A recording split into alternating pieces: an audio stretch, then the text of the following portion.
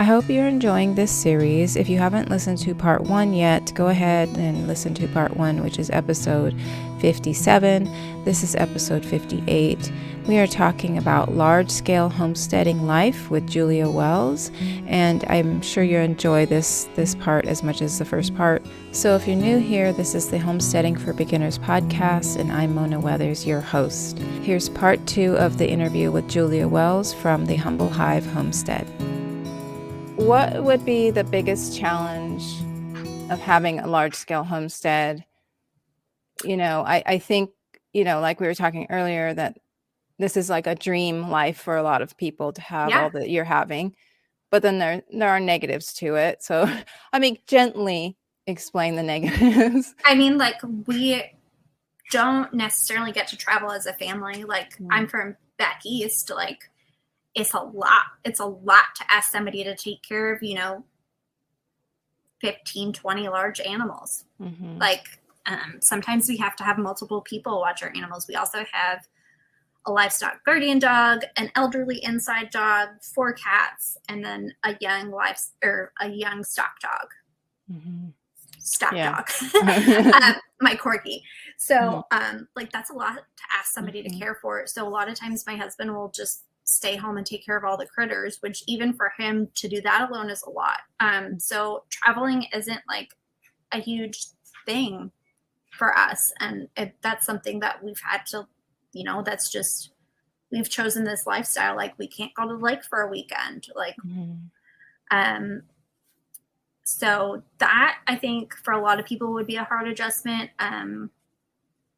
The other thing is just sometimes I can't go to fun stuff.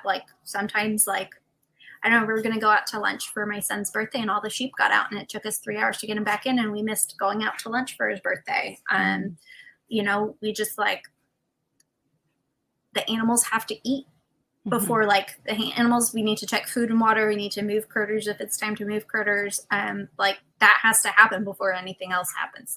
We don't get to sometimes we miss stuff because of that.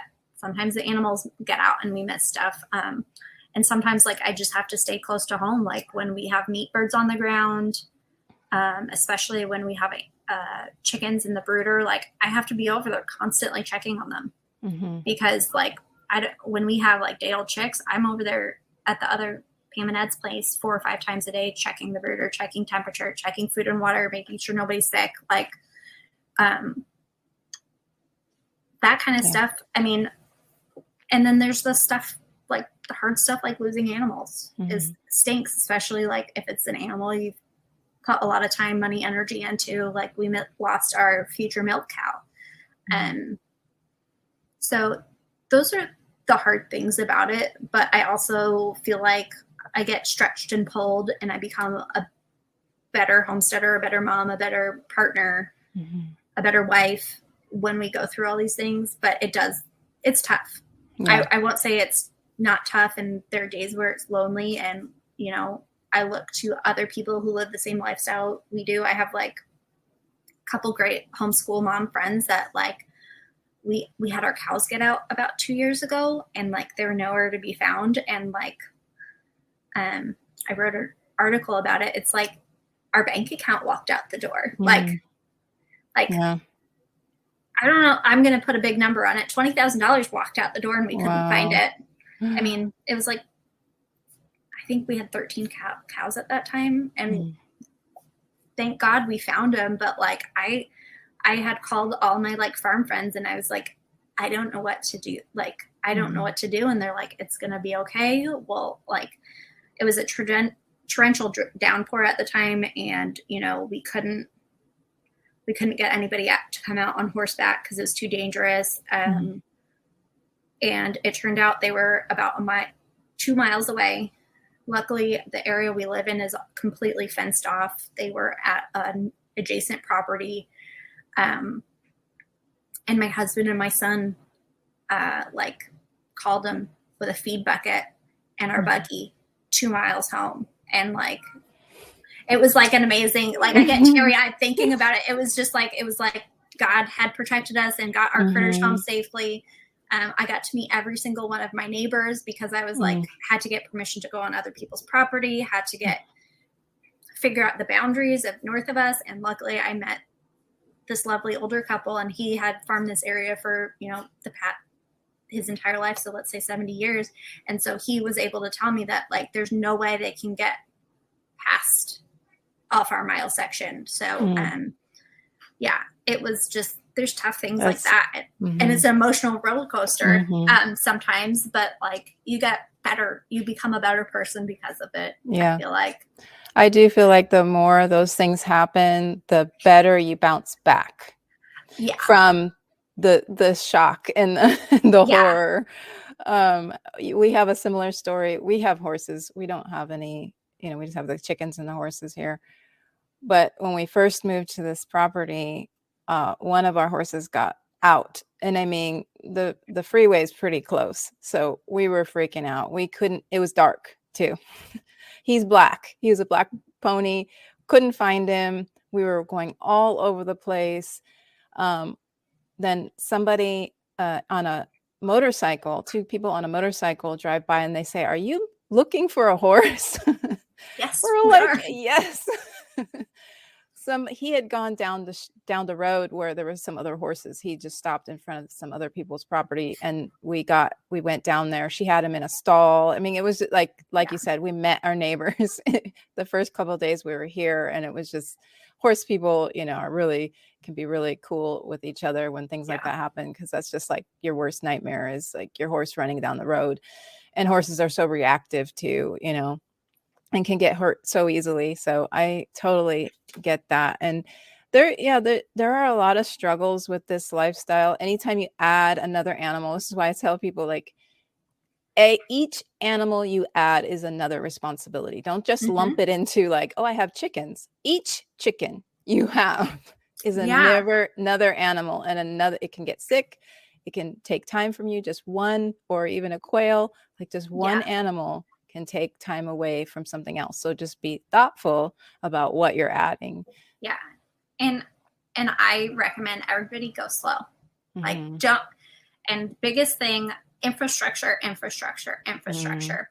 Do not get sheep before you have sheep fencing, or do not get chickens before you have a chicken coop. I mean, maybe if you want to brood chicks in your house or your garage or something, you can do that. But like, unless you're the type of person that thrives on like anxiety and stress and like having a time crunch to get your chicken coop finished, then maybe that's good for you. But like, I really like, especially with cattle, do not get cows if you don't have a way to contain them, as far as like having a chute or something like that. Even if you're getting a milk cow, like a single milk cow, have a headlock for her at the very least, because if you're going to breed her back and you don't have a bull, that artificial insemination tech can do it in there. If she has to be doctored, if she gets mastitis, I mean, like have at least a headlock gate for her, and like invest in the infrastructure before you get the critter. Can I ask you if you agree with this? Okay. I tell people, and we have not done it yet on any of our properties, except for like when we're living in a neighborhood, it was already existing. I believe the first thing that you should do is get perimeter fencing, like, because it's so expensive and you never have enough money for it. So like if you can get it in the beginning of getting your property, would you agree or no? Yeah, absolutely. Okay. I mean, like I said, this is like, we've put a lot of sweat equity into our property, and I'm going to talk on like a financial side. If you ever have to like sell quick, I mean, it adds significant value to your property, especially if you're rural like us to have fencing already. Like we were able to, I mean, you're able to wheel and deal if there's not fencing. Like, it was one of the more expensive things we've done on our place. The other thing is like having a barn. Like we don't have a barn or a shed. We have a shed. We don't have a barn or like a shop, which is the other thing. Like if I were to go back in time, I would not buy a rural property without some sort of shop or shed or lean-to. There were things like that on the property, but they were non-functional, and we didn't really realize that when we bought it. So that's the other, like fencing and some sort of, if you have any sort of equipment, even a lawnmower, you need a shop to work on it. Yeah, my husband would agree so much with that, which we also never really had a shop. And he's always, I mean, even in California, he never had a shop. Here, he hasn't had a shop. Yeah. So, yeah. I mean, even like, we don't even have a garage. So that's like really problematic. I have a very handy husband with a lot of tools. And so like, it would make our lives a lot easier to have a shop. That's like the next big ticket item, either here or wherever we go to next is a shop. But I agree, perimeter fencing, having multiple gates on your fence. So in case you have to get to an adjoining property, your neighbors let you lease some pasture to graze, having multiple gates along your property. For us, we knew we wanted electric fence, so we went that route. So our perimeter is 5-strand electric fence, which has been good for us. Is that the high tensile? It's coated? No, it's just metal wire. Oh, okay, right. But that's what we did. I mean, because it's a huge investment to do fencing, but it also is like the biggest payoff, and like it's a sanity saver. For sure. Like, yeah. So like if anybody's listening and you're thinking about buying a property, see if you can get your loan larger so you can have a certain amount of money to perimeter fence your property, because it's a huge expense and it's so necessary.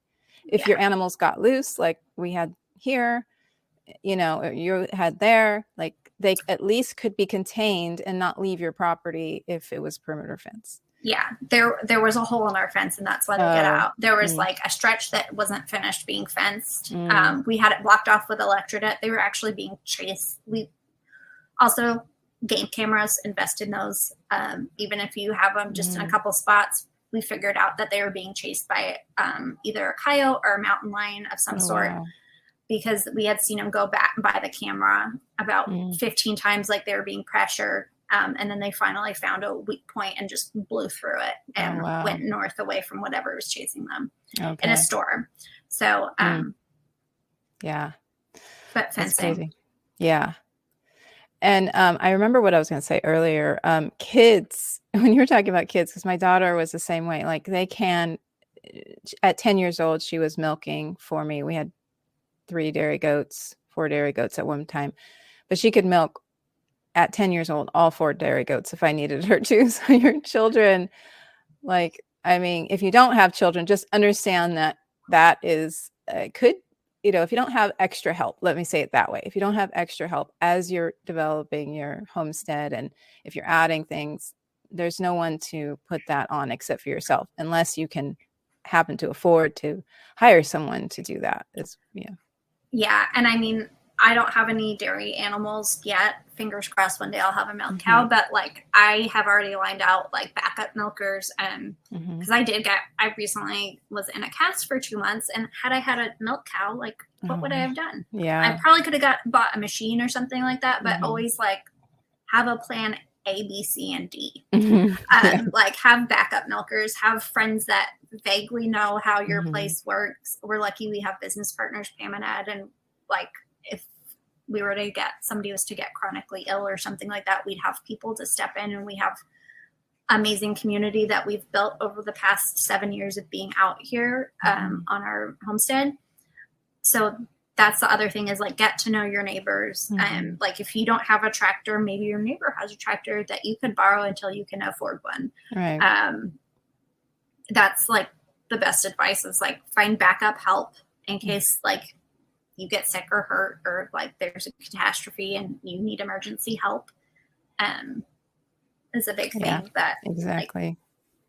I totally agree with that. That's why the community is so important, your local community, and having those people. We had, kind of the same thing with the dairy goats. We had a goat group and we kind of helped each other in kidding season. And so it was almost like if you were the one helping, you were like the doula, like the person helping the other, because when it's your responsibility and your animal, things change in your mind, and you don't always have things clear. But if you're the help, if you're the one assisting, it always happened with us.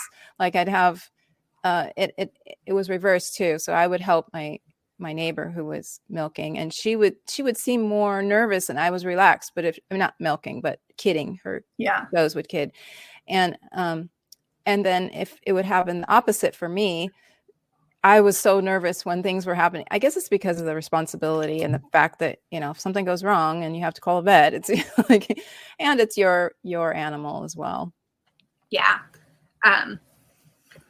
It's different. It's different when it's my critters versus somebody else's. And, you don't necessarily think straight. You're like, my baby. Yeah. Rather than like if it's your friends and you're like, calm down. Yeah. We've got this. She's fine. We don't need to interfere. She'll push the baby out. She'll push the kid out. She'll push the calf out. She'll be fine. That's exactly the scenario. That's exactly what would happen to me. It was like, as soon as it was mine, I was like a different person. But if it was somebody else, goes out the window. Yeah, all reason. Exactly. Okay. So we're coming to the end, and I just wanted to have you share this farm mentorship program you have, because I know there could be listeners here that actually need extra support and are just on the verge or have already started their large scale homesteading journey, and they need like some advice. Or do you have a mentorship program, correct? We do.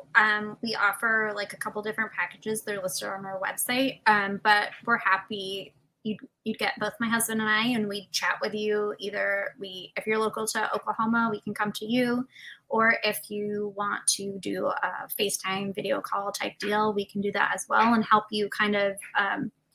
Our real big focus is like figuring out where is best to place infrastructure for you and invest, like trying to figure out like what your context is, what your goals are, what you need help with, and figuring out how to get the best animals for you. We do a lot of like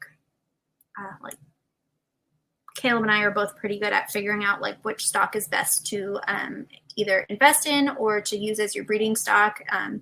One of like the best advice that I've gotten as far as owning livestock and homesteading is cull hard. If it doesn't fit your context, meaning the way you want to have your homestead evolve, get rid of it. Like there's a reason why we don't have goats on our homestead, because they don't work for our context. They just want to make me miserable at all times. And I didn't have dairy goats. I had Boer goats and Nigerian dwarf goats for a very brief period of time.